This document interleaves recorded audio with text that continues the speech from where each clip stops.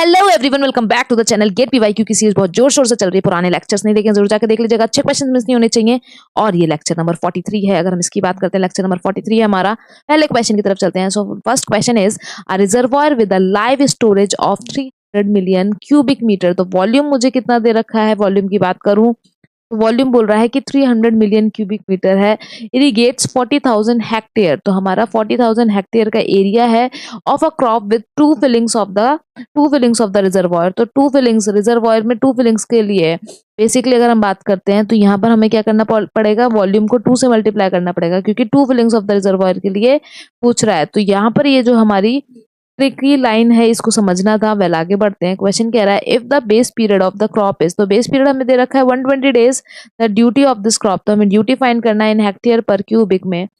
तो ठीक है, इजी है, हमें पता है ड्यूटी क्या होता है। 8.64 बेस पीरियड अपॉन में एरिया, वो बेस पीरियड अपॉन में डेल्टा, ये फॉर्मूला होता है। अब मुझे डेल्टा भी नहीं पता, लेकिन डेल्टा के लिए मेरे को क्या पता है, वॉल्यूम अपॉन एरिया। वॉल्यूम क्या करेंगे हम, 300 मिलियन में 2 का मल्टीप्लाई करेंगे, और मिलियन है तो इसलिए 10⁶ करेंगे, ये हो जाएगा मेरा मीटर क्यूब।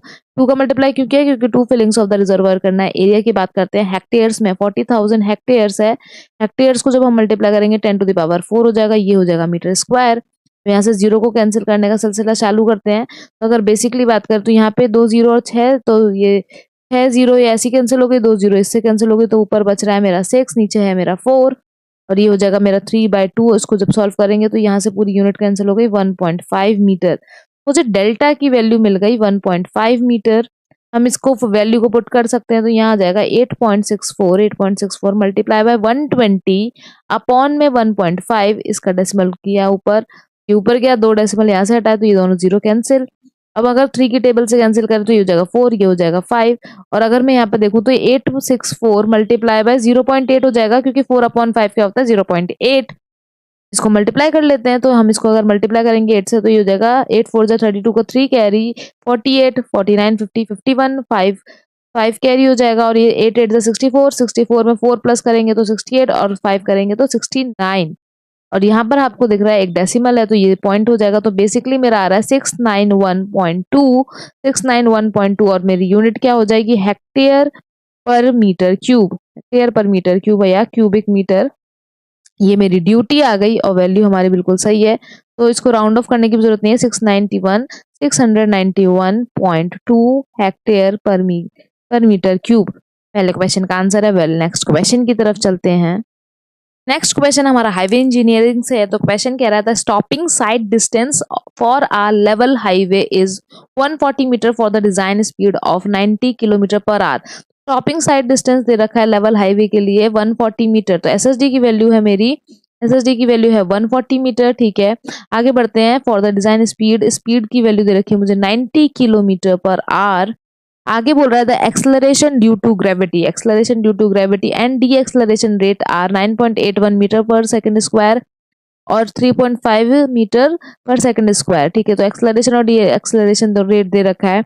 द परसेप्शन और रिएक्शन टाइम, जो हमारा टी आर की वैल्यू होती है, जो कि हम बेसिकली अगर आईआरसी कोड को माने तो 2.5 सेकंड होता है, लेकिन यहाँ पर अजम्पशन नहीं लिखना है, उसकी वैल्यू हमें फाइंड करनी है एसएसडी की कैलकुलेशन की हेल्प से। तो मुझे एक बात पता है, एसएसडी क्या होता है, एसएसडी होता है हमारा 0.278 V into T R, plus में क्या हो जाता है हमारा V square upon 254 G F. 254 हमारा 254 एफ हो जाता है। तो अगर हम यहाँ पे बात करें, या फिर हम उसको अगर सेकंड्स में ले, अगर हम उसको नॉर्मल मीटर पर सेकंड वाले में लेंगे तो ये क्या हो जाएगा, V into T R plus V square upon 2 GF। अब यहाँ पर अगर हम बात करते हैं, क्योंकि ये वाला फॉर्मूला लेने में ज्यादा अच्छा रहेगा, इसकी जगह ये वाला फॉर्मूला हम लेंगे। तो एसएसडी की वैल्यू मुझे दे रखी है 140 मीटर। ठीक है, सबसे पहले मेरे को पता है जीएफ की वैल्यू, जो जीएफ होता है वो मेरा एक्सलरेशन के बराबर होता है। ये इक्वेशन अगर पता है तो हम आधी बात सॉल्व कर सकते हैं। हमें पता है कि acceleration is equal to G into F. बस अभी हमें यहाँ कुछ नहीं करना, एसएसडी की जगह 140 पुट करना है। यहाँ पर हम क्या करेंगे, ये जो मेरा वेलोसिटी है, यहाँ पर ये मीटर पर सेकंड में होना चाहिए, तो ये मैं इसको चेंज कर लेती हूँ। 90 मल्टीप्लाई बाय 5/80, लेकिन यहाँ से 25 आ जाएगा। 18 की टेबल से इसमें करेंगे कैंसिल, तो ये 5 टाइम्स ही आएगा। तो बेसिकली मेरी अगर जो यहाँ पर वेलोसिटी की बात करें तो वेलोसिटी आ जाएगी 25 मीटर पर सेकंड, ठीक है। तो यहाँ पर हो जाएगा 25 मल्टीप्लाई बाय टी आर, जो कि फाइंड करना है। यहाँ लेंगे हम 25 का स्क्वायर, 25 का स्क्वायर क्या हो जाएगा 625, 25 का स्क्वायर हो जाएगा 625 अपॉन में 2। जीएफ हमारा ए के इक्वल है और यहाँ पर हमें ए की दो वैल्यू दे रखी है, 9.81 दे रखी है एक तो, और 3.5 मीटर पर सेकंड स्क्वायर लेने, तो दोनों में से कौन सा चूज करेंगे। अब यहाँ पर पता होना चाहिए ये हमारा लैग डिस्टेंस होता है और ये मेरा ब्रेकिंग डिस्टेंस होता है, और ब्रेक लगाने के बाद हमारी गाड़ी एक्सलरेशन में नहीं डी एक्सलरेशन में होती है, इसलिए डी एक्सलरेशन रेट लेंगे। यहाँ पर ये गेम कर दिया इन्होंने। यहाँ पर मेरी ए की वैल्यू 3.5 हो जाएगी और अब इसको सॉल्व करना है। आराम से इसको सॉल्व करेंगे और टीआर की वैल्यू आराम से फाइंड कर सकते हैं। जब हम इसको सॉल्व करेंगे तो हमारी क्या वैल्यू आएगी, तो ये 3.2 को अगर मैं 5 से मल्टीप्लाई करूँ तो नीचे डिनोमिनेटर 7 हो गया। 7 को जब 625 को जब 7 से डिवाइड करेंगे तो ये जो पूरी वैल्यू सॉल्व करके मेरी आएगी वर्चुअल कैलसी की हेल्प से, तो ये सॉल्व करके आएगी मेरी 89.28। और मैं अब इसको इधर भेजूंगी तो ये क्या हो जाएगा 140 माइनस 89.28, और यहाँ पर मेरा डिवाइड में आ जाएगा 25 क्योंकि मल्टीप्लाई में, तो टीआर की वैल्यू यहाँ से निकल के आएगी। जब 140 से माइनस करेंगे हम 89.28 को तो आएगा हमारा 50.71, और डिवाइड करेंगे 25 से तो टीआर की जो वैल्यू निकल के आएगी वो है 2.028 सेकेंड्स। ये मेरी टीआर की वैल्यू निकल के आएगी। अच्छा क्वेश्चन था यहाँ पर, जो एक्सलरेशन रेट और डी एक्सलरेशन रेट है उस पर ये गेम खेला गया था। तो ये सभी ट्रिकी चीजें जो है गेट यहाँ पर गेम खेलता है, ऐसी बात नहीं है। क्वेश्चन अच्छे आते हैं, लेकिन यहाँ पर जैसे पिछले वाले क्वेश्चन में वो two fillings of the reservoir था, यहाँ वाले क्वेश्चन में एक्सलरेशन रेट और डी एक्सलरेशन रेट दोनों दे रखा था।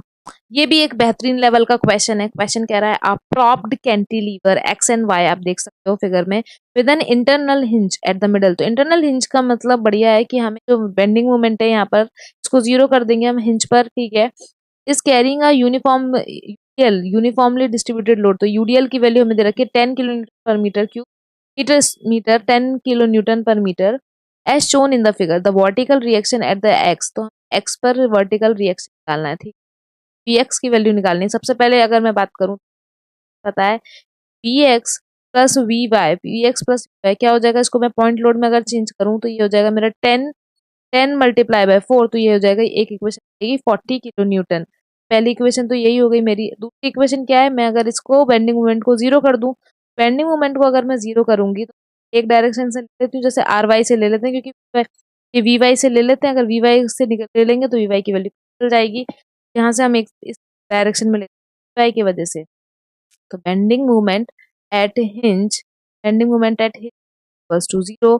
तो वी वाई के वजह से कैसे जा रहा है, एंटी क्लॉकवाइज। तो अगर मैं इसको यहाँ पर करूँ तो ये हो जाएगा मेरा, यहाँ पे इस तरफ करेंगे तो माइनस का V Y multiply by 2, minus का वी वाई मल्टीप्लाई बाय 2, और प्लस यहाँ पे क्या होगा, ये 10 हमारा अब यहाँ पे पॉइंट लोड लग रहा है, मान लो ये 10 अब कितना है, 10 इंटू 2 हो जाएगा, 20 इंटू 1, प्लस का 20 इंटू 1 हमारा यहाँ से निकल के आएगा, और इसको इक्वल्स टू 0 कर लेंगे तो ये हो जाएगा मेरा 20/2 is equal to V Y.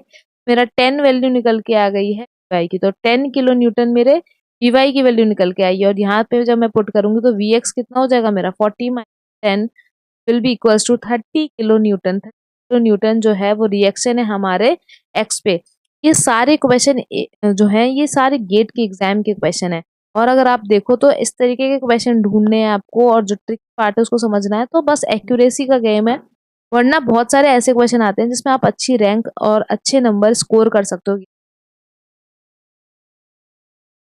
और इस क्वेश्चन का आंसर आप लोगों को कमेंट सेक्शन में बताना है। क्वेश्चन कह रहा है the hardness of a water sample is measured directly by titration with 0.01 m solution of ethylene diamine tetra acetate acid, जिसे EDTA भी बोलते हैं, using eriochrome black T as an indicator. तो ये हमारा सॉल्यूशन है जिसमें हमने टाइट्रेशन किया है, और इंडिकेटर का काम कौन कर रहा है, EBT।